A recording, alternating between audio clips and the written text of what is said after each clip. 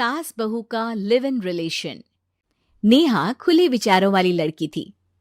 अरे नेहा, क्या दिन में सोती है?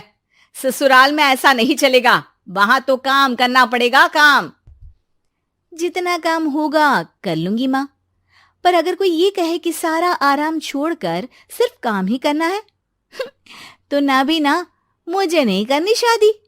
अरे कैसी बात कर रही हो? अच्छा चलो जाकर नहा लो, मैं नाश्ता लगा देती हूँ, फिर तुम्हें कॉलेज भी तो जाना है। नेहा कॉलेज के लिए निकल जाती है। वो सोचने लगती है कि ससुराल में वो कैसे मैनेज करेगी। क्या हुआ नेहा, परेशान लग रही हो? अरे यार, तू तो मुझे जानती है ना, मुझे अपनी लाइफ बिल्कुल परफेक्ट चाहिए, लेकिन लग नहीं रहा लोग मानेंगे। यार, कहीं मेरी शादी ऐसे घर ना हो जाए जहां मेरी जिंदगी ही नरक हो जाए। अरे मैंने ना कल एक इंग्लिश फिल्म देखी थी, उसमें भी कुछ ऐसी ही समस्या थी हीरोइन की। अच्छा, तो फिर क्या किया उसने? उसने तो अपने होने वाले पति से साफ साफ कह दिया कि वो पहले उसके घर कुछ दिन तक बिना शादी के रह कर देखेगी, और अगर ठीक लगा तो ठीक, वरना तेरे मेरे रास्ते अलग। अरे हाँ यार, ये तो बिल्कुल सही आइडिया दे रही है तू मुझे। चल मैं तो चली, थैंक्स यार, तूने मेरी प्रॉब्लम सॉल्व कर दी। ये बोलकर नेहा खुशी खुशी वहां से निकल जाती है, लेकिन पीछे से उसकी सहेली कहती है, अरे नेहा, नहीं नहीं, कुछ नहीं सुनना मुझे। ये बोलकर वो वहां से चली जाती है। हे भगवान, पूरी बात सुने बिना ही चली गई। अरे वो तो विदेशी फिल्म थी, वहां सब चलता है, लेकिन ये तो भारत है, सभ्यता और संस्कारों वाला देश, जहां शादी से पहले लड़की को ससुराल में नहीं रखा जाता। खैर, नेहा मस्त होकर घर आती है। नेहा, कल तुझे लड़के वाले देखने आने वाले हैं, और हाँ, इस बार कोई बहाना नहीं चलेगा। हाँ हाँ, आने दो आने दो, मैं तैयार हूं शादी के लिए। अगले दिन लड़के वाले आते हैं, जहां लड़का कहता है, मुझे अकेले में लड़की से कुछ पूछना है। हाँ हाँ, क्यों नहीं बेटा, जाओ नेहा, घर तो दिखा दो इन्हें। नेहा भी खुश हो जाती है कि उसे मौका मिल गया है लड़के से अपनी शर्त रखने का। देखो, मुझे ना शादी से बहुत डर लगता है, पता नहीं कैसी लड़की आए, तालमेल बना पाए कि नहीं मेरे परिवार से। मैंने कई घरों में रोज का क्लेश होते देखा है। तुमने तो मेरे दिल की बात कर दी। मैं भी यही सोच रही थी कि भाई सास तो अच्छी होनी चाहिए, पति सपोर्ट करे ना करे, रहना तो पूरे दिन सास के साथ है। लेकिन मेरे पास ना इसके लिए एक बहुत अच्छा आइडिया है। अच्छा, कैसा आइडिया? क्यों ना शादी के पहले मैं कुछ दिनों तक तुम्हारे घर आकर रह लूं, तुम लोग मुझे समझ लेना, मैं तुम लोगों को समझ लूंगी। ठीक लगा तो शादी, वरना टाटा बाय बाय। क्यों? लड़के को नेहा की बात में दम लगता है। वो घर के सभी लोगों के सामने नेहा की बात रखता है। अरे पागल हो गई है क्या? ये कैसी शर्त है? अरे शादी से पहले मैं क्यों तुझे किसी और के घर भेजूंगी रहने? अरे लड़की के ख्याल तो 20 साल आगे के हैं, इतनी भी खुले विचारों वाली लड़की नहीं चाहिए हमें। अरे माँ, क्या बुरा और गलत बोल रही है ये? रहना तो हम दोनों का है ना। कल को कोई परेशानी आई तो तुम सब तो ये बोलकर निकल जाओगे कि जिंदगी तुम लोगों को ही निभानी है, तुम लोगों को जो करना है करो। तब क्या करूंगा बताओ? सबके समझाने पर वो लोग मान जाते हैं। वाह, मैं 2-3 दिनों में पैकिंग कर लूंगी, तो आकर मुझे ले जाना। और नेहा पहुंच जाती है विशाल के घर। आओ आओ, ये रहा तुम्हारा कमरा। इस घर में तुम एज अ गेस्ट रहो, लेकिन माँ तुम्हें बहू की तरह ही ट्रीट करेंगी, और तुम भी उन्हें सास की तरह ही रखना।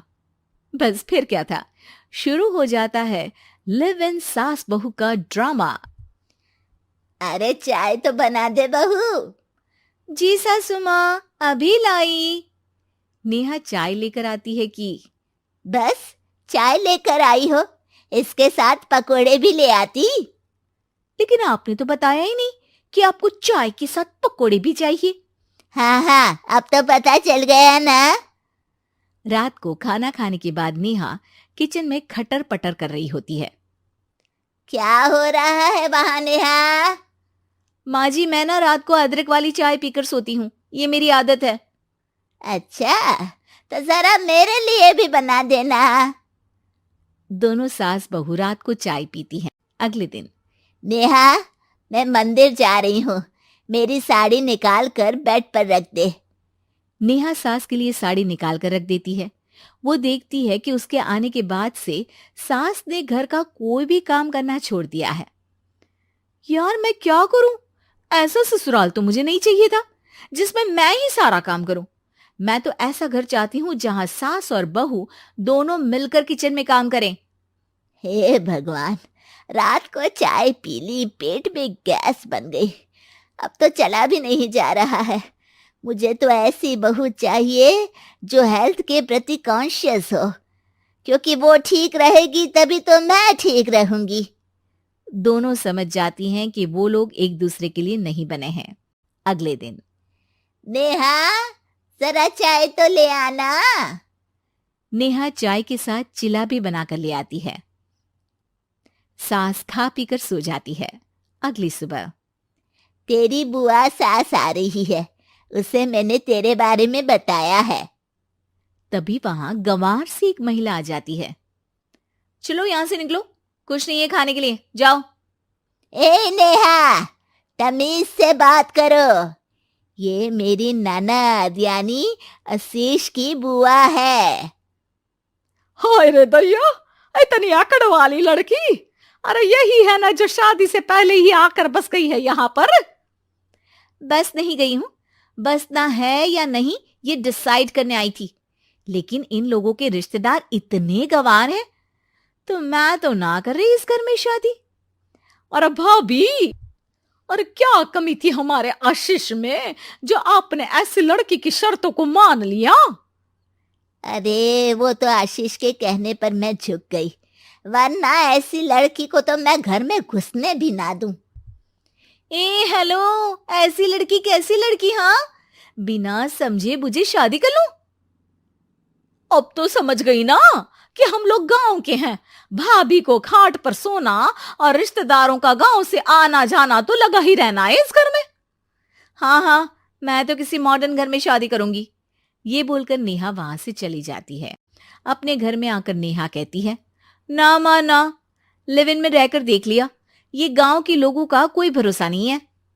खैर, नेहा की शादी एक मॉडर्न घर में हो जाती है जहां सास कहती हैं, हे नेहा, मैं टेनिस खेलने जा रही हूं, आओ तो जूस बनाकर रखना, और हाँ, वॉलनट्स और ओट्स भी बना लेना। जी माँ। माँ मॉम बोलो डार्लिंग, माँ इज ओल्ड फैशन। बेचारी नेहा सर पर हाथ रख लेती है। हे भगवान, ये सास तो सास ही होती है, गांव की हो या शहर की।